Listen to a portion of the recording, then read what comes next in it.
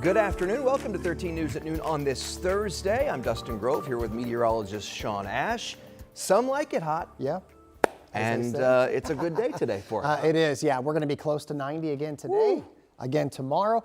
Some signs that maybe second half of the weekend into next week, some higher rain chances. We need it. And so we need it? Matt Standards has a fresh blog, The Drought's Expanding, and I'll go into that as well here over the next hour. Let's talk about the noon hour. Got you in the low 80s. Very hazy sky that I'm sure you have noticed, and if you have a sensitive respiratory system, you know exactly what we're talking about. We're at 82 now, 84 in Muncie, already 84 in Terre Haute.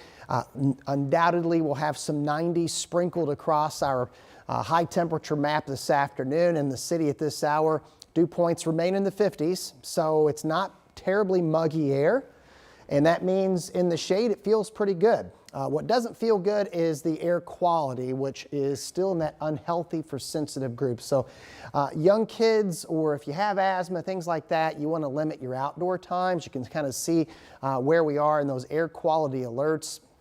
Not surprisingly, have been expanded into tomorrow. So until we can turn this air mass over, we're going to be dealing with this every day. And we don't expect that to really happen maybe till the second half of the weekend. After school, sports, expect upper 80s, 4 or 5 o'clock, and then we'll gradually cool down. We've got Operation Football, we've got that pattern change, and we got the latest drought index map to show you here. And we're going to compare it to last week so you can see how it's expanding. We'll see you with that in a few minutes. We are seeing more fallout today over comments people are making about the assassination of Charlie Kirk. Most notably, ABC, the ABC television network, now pulling Jimmy Kimmel's late night show, and they're pulling it indefinitely over remarks Kimmel made. He addressed Kirk's murder in his opening monologue Monday night, sparking backlash from the FCC. The Federal Communications chairman threatened to take action against ABC and its owner Disney. Nexstar, one of the country's largest TV station owners, announced it would preempt Jimmy Kimmel Live for the foreseeable future. They were objecting to Kimmel's remarks as well. Then ABC announced it plans to pull the show. No word yet on when or if the show will return. Right now, we should mention Nexstar is in the process of merging with Tegna, which is WTHR's parent company. Here in Indiana, Ball State University is firing an employee over her comments about Kirk's death. Our Alex Almanza has more on how these cases are raising new questions about free speech and its consequences.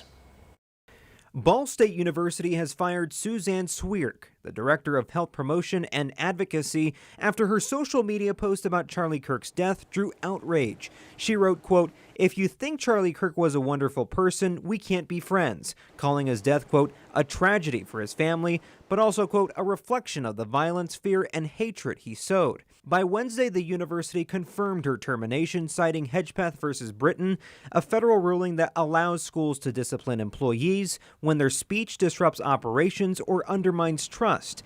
In a statement, Ball State said her post was, quote, inconsistent with the distinctive nature and trust of her leadership position, adding it caused, quote, significant disruption on campus. Indiana Attorney General Todd Rokita condemned Swierk's comments and urged Hoosiers to report educators with the same rhetoric through his Eyes on Education portal. Right now, there are 9 verified submissions posted on the portal's website. I do get concerned when we think about freedom of speech and the role it plays in terms of political violence, because you have freedom of speech to say things that are hurtful, but you do not have freedom of speech to say things that are hateful in a specific way that incites violence. UIndy political science professor Laura Wilson weighs in on what healthy dialogue looks like.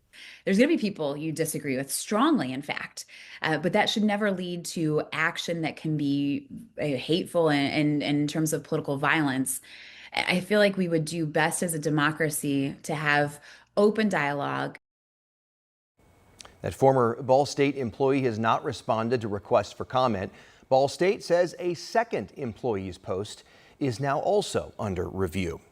And Governor Mike Braun is weighing in on this. He's echoing calls from Indiana's Attorney General to report educators making comments celebrating or rationalizing Charlie Kirk's murder.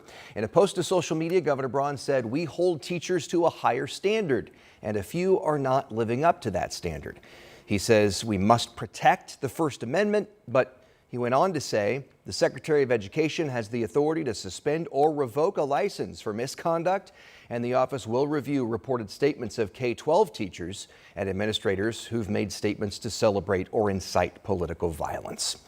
Our coverage of Charlie Kirk's murder, the investigation, and the fallout continues online. It's all on WTHR.com right now.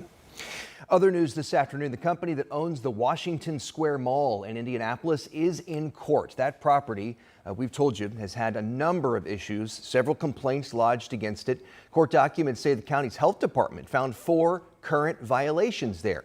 They include issues with the roof and ceiling, air conditioning and heat, high weeds outside, and trash. Durga Property Holdings bought that mall 6 years ago. Now they're in court debating fines and compliance. We know the company has had to pay a $500,000 fine with more potentially under advisement, and we've learned that there's a compliance hearing set for October 23rd. A Shelbyville mother could face neglect charges for her alleged role in her toddler's death. Police were called to Hale Road around 10:45 last night. When they got there, they found the mother and her 22-month-old child who was lying in the driveway. Officers tried to provide medical help to that young child, but determined the child was dead. The mother is facing a preliminary charge of neglect. Additional charges are pending. For the first time, we are hearing from one of the people targeted in an expansive string of crimes across central Indiana. We kind of moved to this area, you know, to be in a safe location, and generally I feel like it is, but yeah, it was just kind of more disappointing. A 16-year-old and 2 17-year-olds now under arrest, accused of hundreds of car break-ins in Marion and Hamilton counties. That includes a street in Fishers where several neighbors woke up to the damage.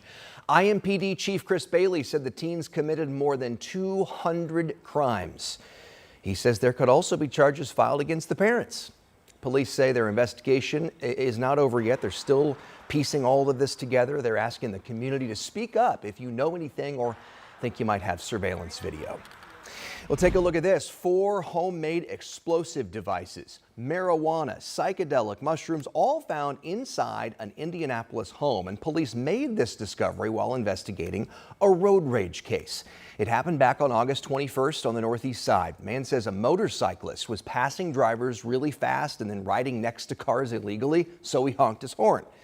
Well, that's when he says the motorcyclist backed up, pointed a gun at the driver, and fired it. Tipsters helped lead police to 19-year-old Logan Quisenberry. Police officers say they found the explosives and drugs when they searched a home linked to the suspect. Quisenberry is set to be in court next Wednesday. This morning was the deadline for unhoused people to leave a homeless encampment. This is video here in Fountain Square on the Near East Side. Our crew was there, as you can see, as the city picked up leftover tents and debris. We've reported on the tents up on Leonard Street and the problems people who live around there are facing for weeks now. Homeowners have been pushing for the city to find homes for the unhoused. Those homeless people say they're struggling to find anywhere else to go. Neighbors say they're just glad something's being done. We are very happy that this is over. I wasn't sure that was ever going to happen. It's been going on since last November. The Office of Public Health and Safety is now working to get them into shelters. They've been working on that, shelters or permanent housing either. We'll update you on how those efforts go later today. We've got a reporter working that story. We'll have more coming up at 4, 5, and 6.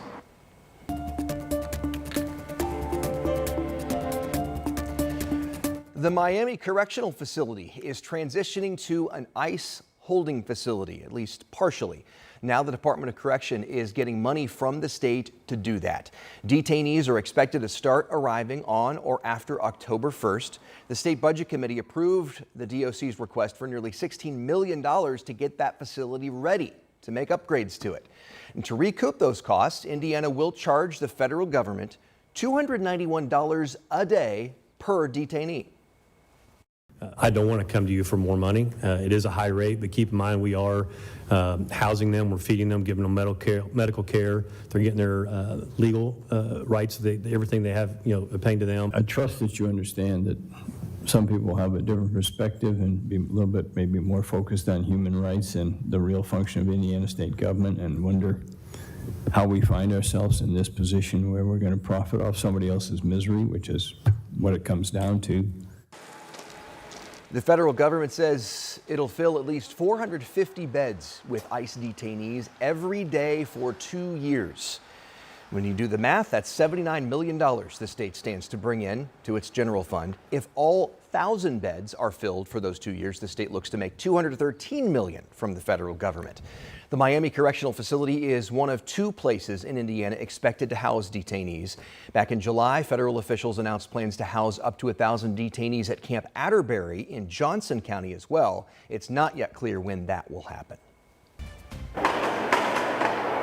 Today, former Transportation Secretary and South Bend Mayor Pete Buttigieg is in Indianapolis. He's part of a rally against congressional redistricting. Here's a live look at the Indiana State House, as people already are filling in to hear from Buttigieg and others. People gathering right now ahead of that rally set to start at 1:30.